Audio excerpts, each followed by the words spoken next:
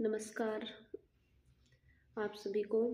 मैं Savita AWPL health adviser आज आपको जो आयुर्वेद की दवाई लेने का तरीका है उसके ऊपर आपको एक इन्फॉर्मेशन देना चाहती हूँ, क्योंकि जितने भी कोई हमारी ये प्रोडक्ट्स लेता है उनकी एक शिकायत है और उस शिकायत के ऊपर मैं कुछ बोलना चाहूँगी।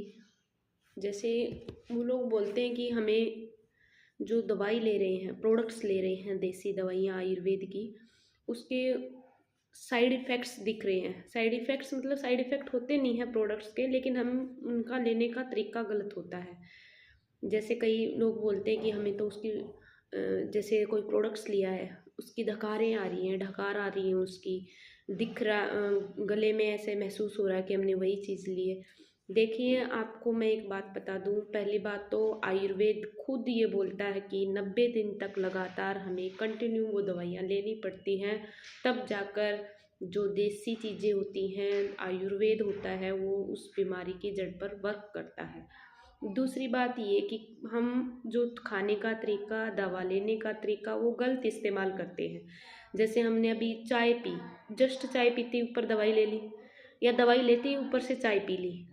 या फिर हम जब भी दवाइयाँ लेते हैं, हमें कोई तकलीफ़ है, परेशानी है, तो हमें जो तली हुई चीज़ें होती हैं उनसे थोड़ा परहेज़ करना होता है।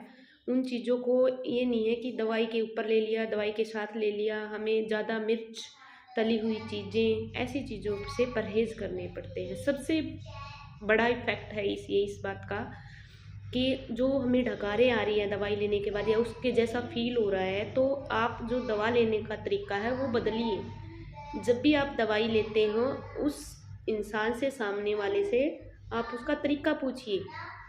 हमें क्या चीज़ उसके ऊपर अवॉइड करनी है, क्या हमें लेनी है, क्या नहीं लेनी है, ये सब चीज़ें मैटर करती हैं इस बात पर।